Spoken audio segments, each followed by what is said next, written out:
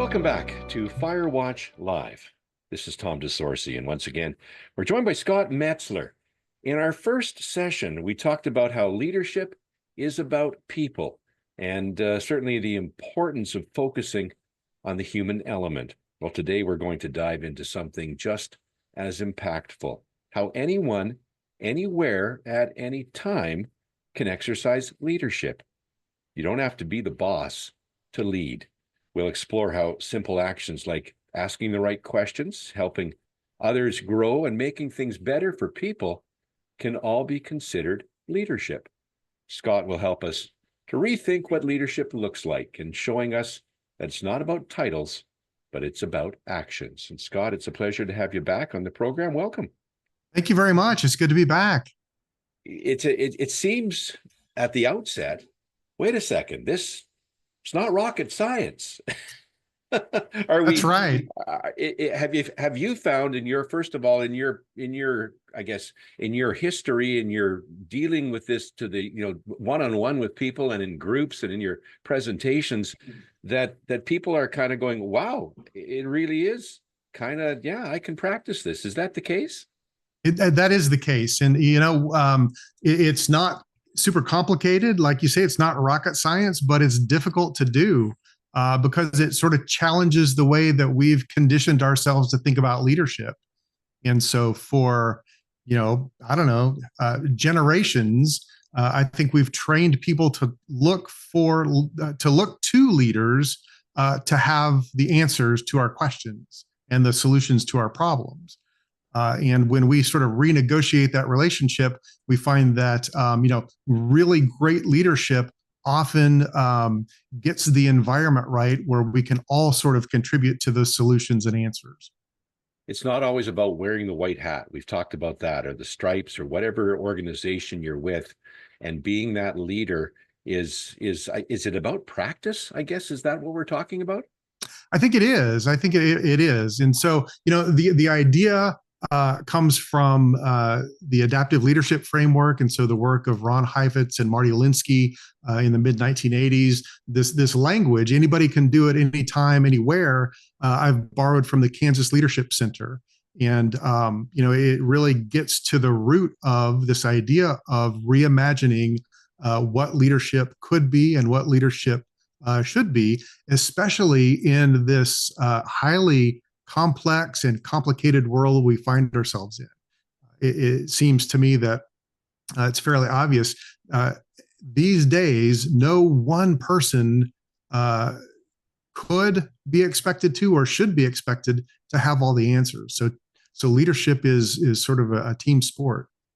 The good thing about doing presentations, I think, and it's like to have one-on-one conversation when you're talking to a group of people, and you bring this topic up in this forum and talk about anyone can lead anytime, anywhere. What's the reaction you get? Right.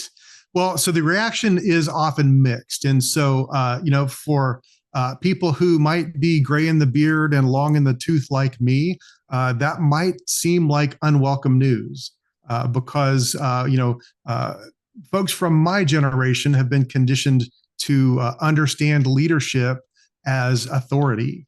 And what we now know is that those two things are very different. We need authority figures to do things from their positions of power. And we also need people to exercise leadership from all levels of an organization. And so what I typically find is the younger the person in the audience, the better this news seems to be, because one of the things that data is showing us is that the younger the worker in the workplace, the more they really want to find ways to meaningfully contribute and to exercise leadership. Do you see, or do you find that it's about a realization from these people? A lot of times it is. And again, we've spent generations conditioning ourselves to think about leadership one way. And, it could be, 150 years ago, in the middle of the Industrial Revolution, leadership worked that way, where there was one person at the top of an organization who knew everything there was to know. But today, that's just not the case. There's enough leadership opportunity for all of us to pick up a little bit. You write and you speak about the value of reframing leadership behaviors. I want to talk about that, and maybe you can explain a bit more about that. You bet. You bet. So, it occurs to me that if leadership is an activity rather than a position, that, one of the first things we ought to do is define those activities. And so, one way I think to recognize leadership behavior is to look at the people who recognize a need and don't walk past it. So they're willing to take action to make things better for other people. And that last part I think is really important. So it's one thing to take action to make things better for me. I think it's an act of love and an act of leadership to sort of invest myself and to risk something to make things better for you and for others around. Should you try to be a leader? I mean, is that something, a conscious decision to make, even though you're not in charge? I think yes. So the answer is probably mixed. And so I think there are people for whom this just makes intuitive sense. They just come to this naturally. Maybe it's a condition of how they were raised or how they're wired. But there are other people for whom it is a conscious decision. And for both of those kinds of people, it's tough, risky work. So when we agree to step into a position where change is possible, that can be risky, that can be scary. If we become the face of that change, sometimes we become a target when we're associated with, making things a little less comfortable for folks. Should you intend to lead? And I guess this goes back to the beginning, where I talked about anyone can do it anytime, anywhere, but there's, I guess, intention, or you're trying to lead. What about those that aren't really trying to lead, but just sort of doing it? Yeah. It occurs to me that in modern organizations, formal leaders, and so people who do have the white hat, who do have the things on their collar, should be always on the lookout to recognize and reward those behaviors of leadership where we find them. So the way that leadership gets baked into the DNA of an organization is to sort of reframe the way we define leadership and to reframe the way we talk about leadership. And one of the things I notice oddly in my travels and in my practice is by and large, humans don't do a great job of talking about leadership. So I think that's one of the opportunities for us. I like when you say that when we identify things like this as leadership behavior, right? Leadership behavior, we begin to reinvent the language of leadership. Explain that. I mean, the language of leadership, it sounds like this is something I've got to study.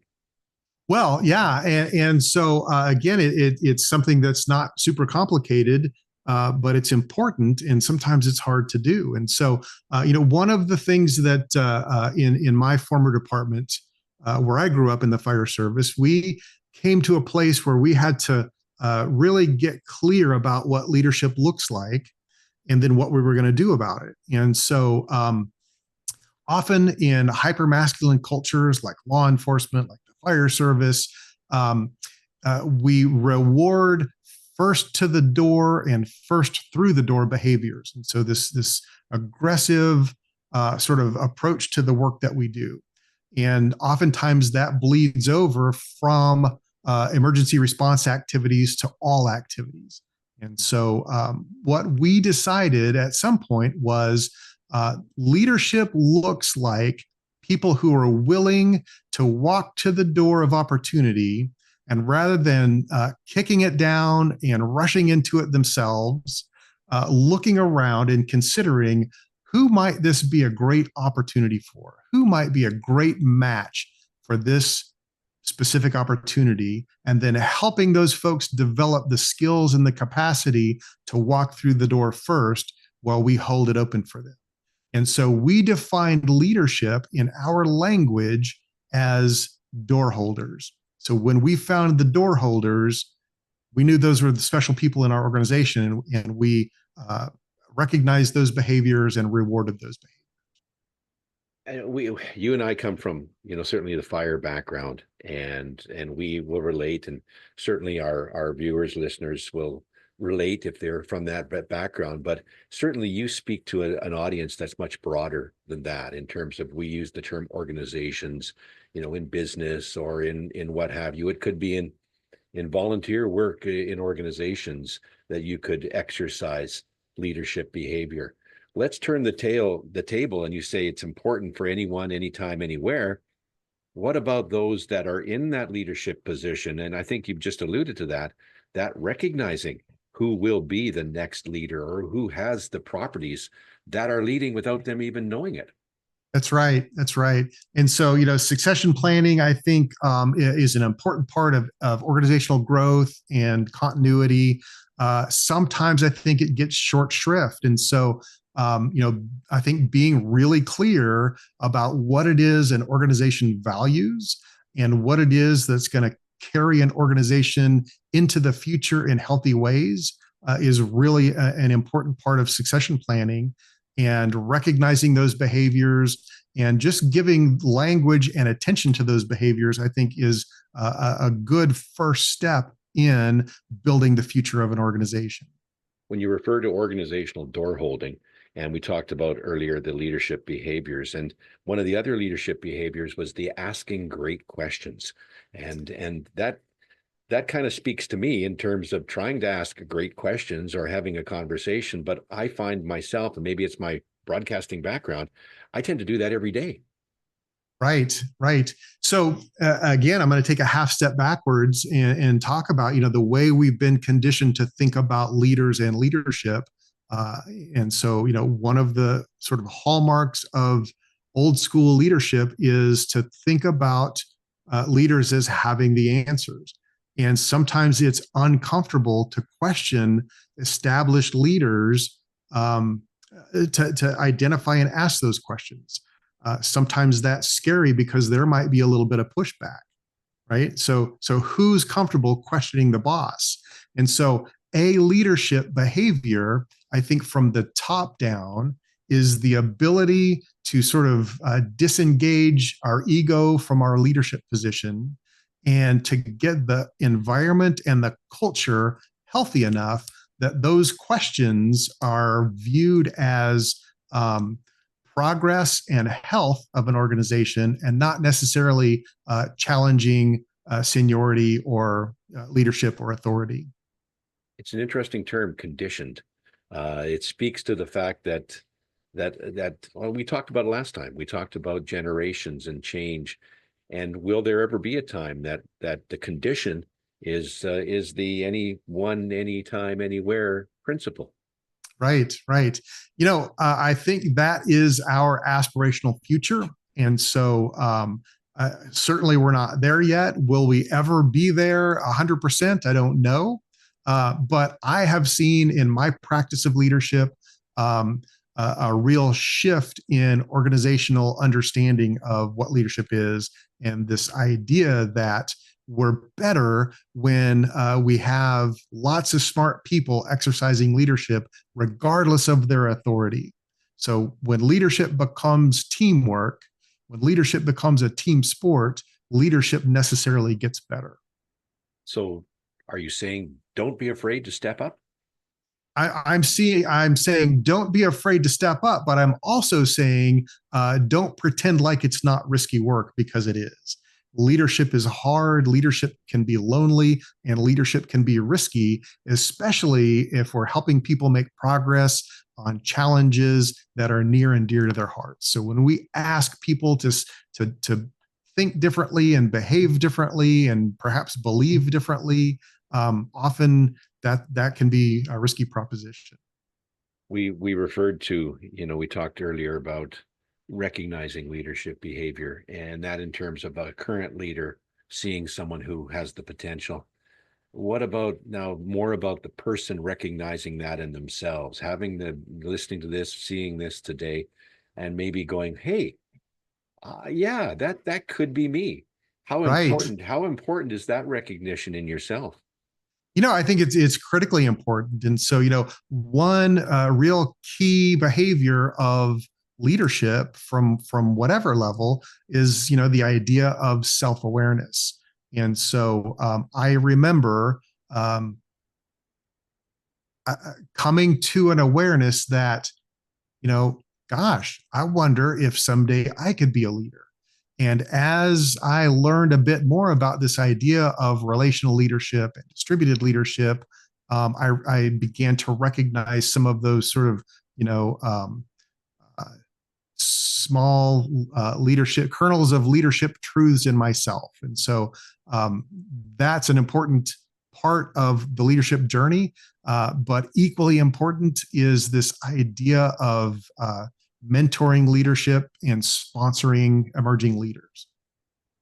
When you say reward appropriate leadership behavior, I think that goes both ways in terms of a leader rewarding someone, but also rewarding myself by the again that recognition. Am I speaking correctly? I think so. Yeah, I think so. And it goes back to this idea of self awareness and this idea of recognizing these behaviors for what they are, recognizing that they are valuable, recognizing that even though they're hard and risky, they're necessary to the health of an organization and to the health of the individual leader. Do you think it's easier to be a leader when you're not in charge? You're leading, you're telling people, you're taking initiative, but you're not really responsible. You're not really, you don't know, you don't think about it maybe, or is it just hey, the result of my actions will just lead these people down the trail. But at the end of the day, I'm not really in charge to make sure it's done to a certain extent. Am I speaking off the top of my head here? Yeah, no, I think that's a real that's a real thing. And so, one of the opportunities that we have when we sort of renegotiate how we talk about leadership. And so, I think one of the things we talked about last time is the way you change a culture is to change its language first.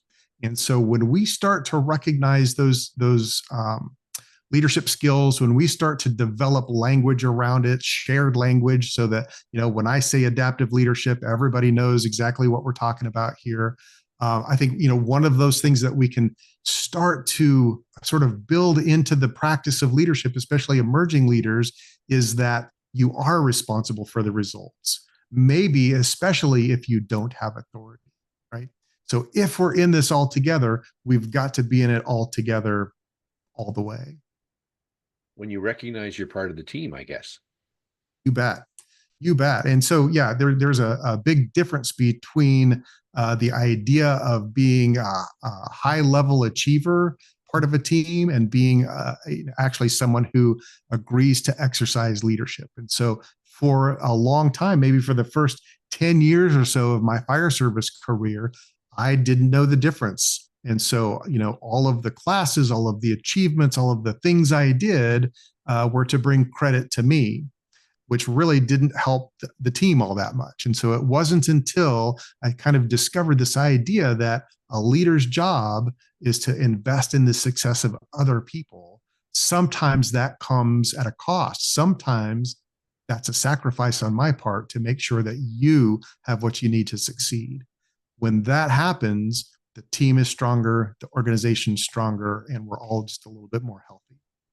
Personally, did you then, or have you looked back and realized that at one point you were, I guess, not on purpose, but you actually were the door holder? Yes, but where I thought this question was going was, did I look back and recognize that I was part of the problem? And so that might be a more interesting answer. And so, absolutely, I was part of the problem. And I remembered, like, I can see the shift, and it wasn't overnight. It took some time, because again, if I am investing in the growth and the success of others, often that can feel like a zero sum game. So if you're winning, that means I'm not, so I must be losing. And so, the trick there, and the big lift is to sort of recognize that that's not the case. If I can disengage my ego and see myself as a part of a healthy whole, then anything we do to make one of us better makes all of us better. So problem or otherwise, and that sheer fact that you're able to, the leaders, the current leaders, anyone can be a leader, but hey, I'm the leader now, and I'm recognizing that behavior in a leader, but are they recognizing the behavior that I am a leader as well? How do you Right. know? How do you know when they recognize you as the leader? Just because you're wearing the white hat, they're supposed to. But at the end of the day, how are they recognizing you as the leader? Right. That's a great question. And I think that's a function of normalizing the language that we use around leadership, normalizing just having those conversations. I'm surprised, even today, how many places I end up where there's just some resistance and some reluctance around having leadership conversations. So having those conversations and then having what I call macro conversations. So we're going to talk about how we're going to talk about leadership, right? And so I think a part of that conversation has to be just because anybody can do it anytime from any position doesn't mean we don't need authority figures. So, there is a time and a place for the authority figure to stand tall, to give direction, and for everybody else to fall in line. And so, those two ideas aren't mutually exclusive. So, part of the conversation is figuring out how we're going to navigate sort of, both ends of the spectrum where everybody can lead, everybody should lead. I'm asking everybody to lead, but at the same time, I am the formal authority figure. And here's how those roles and responsibilities differ. Here's how they kind of blend together. We use the term a lot: practice leadership, practice behavior. That's our language in the fire world, at least. We understand practice, we understand training, but we understand practice, which Right. which are hand in hand and sort of two different things, where it becomes muscle memory. Is that what we're trying to instill in future leaders? I think it is. Yeah. So the more we do this, the more we're going to get it right.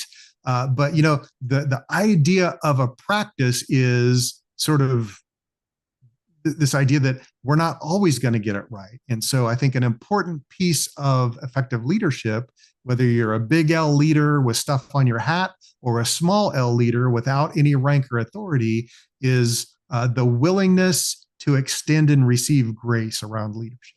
The willingness to say, you know what, we're going to do our very best, but we're not going to get it right 100% of the time. When that happens, here's how we're going to behave.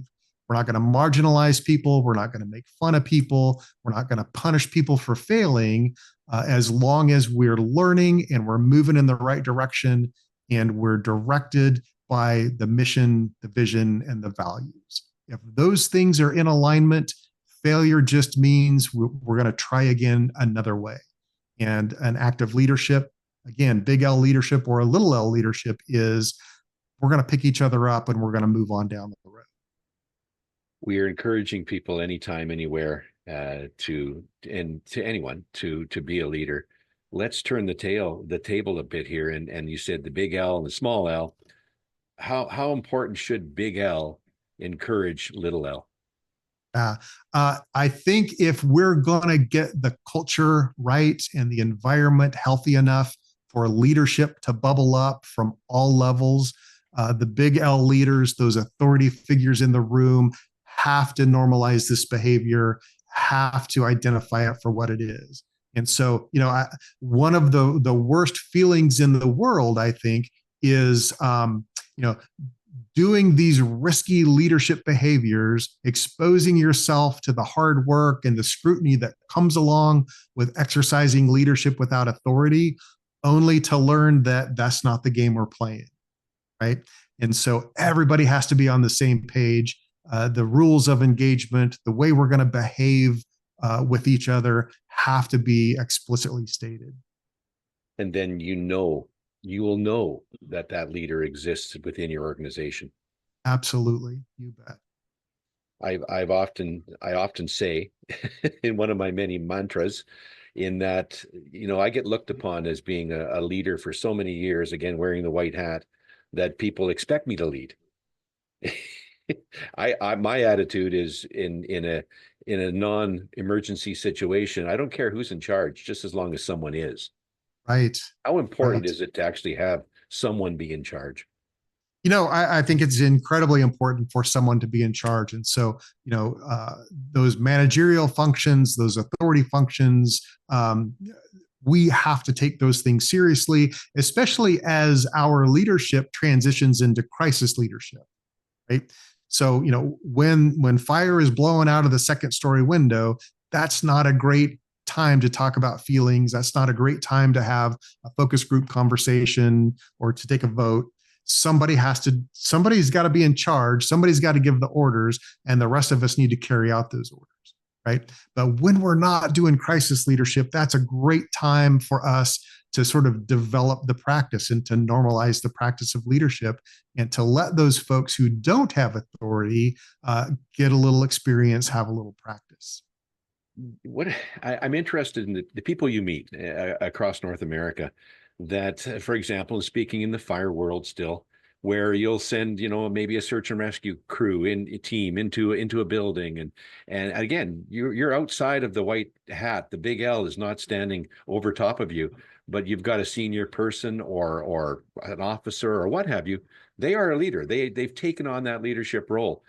Have you ever talked to these people and say, do you realize that you're a leader? Do you realize that you were in charge in there?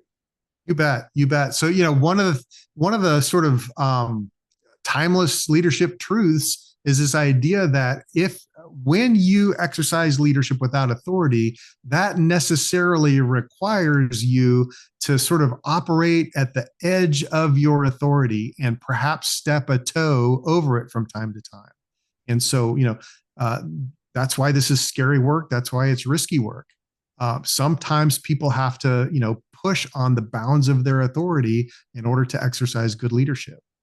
Are you, again, I think we've touched on this previously, but again, recognizing that you are the leader, and again, or is it safer, or is it better that you're just leading and not purposely trying to?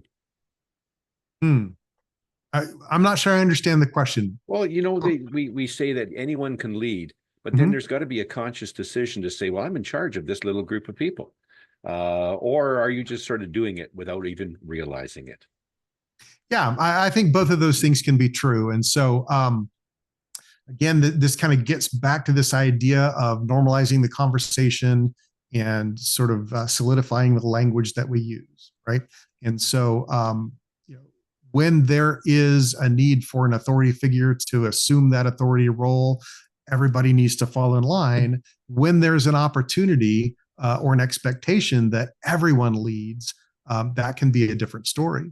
So here's an example from my old life, from my time in the fire department. And so as a chief officer, I had discretion over our budget. And there were folks who thought we didn't have enough money, folks within our organization, I wish we could purchase this. How come we don't have a new fire truck? All of the things. And so I felt like those questions were kind of an affront to my authority, right? So I'm the big L leader. I've got the white hat. I'm in charge of the budget. Almost, how dare you question how we're spending our money? And once I was able to sort of divorce my ego from that and let other people in and share some of this information, some of our little L leaders, so people without rank, people without authority, said, "Hey, boss, I'm willing to help. What can I do?" And so, here's the solution to the problem of we don't have enough money. We identified 3 or 4 people without authority who were interested and able to attend grant writing schools. And so we developed a budget support team. And so these non-officers, non-authoritarian figures were writing grants and finding money and winning grants to help supplement our budget. And so, when that money came into the organization, those people were invited to decide how we spent that money. And so, democratizing information, flattening the hierarchy a little bit, giving up some control, really helped us make progress towards some of our really important challenges. Wow. Wow, that's an excellent example. Thank Scott, I you. thank you for this again. It's been a pleasure. That'll wrap up our second session here of Firewatch Live. I hope you're starting to see that leadership isn't something reserved for people at the top. It's something anyone can do every day. In our next session, we'll take a closer look at the power of relationships in leadership. We'll explore how strong connections within teams and organizations can make all the difference in how leadership plays out. Can't wait to have you with us for that. Thanks again. Bye-bye. Thank you.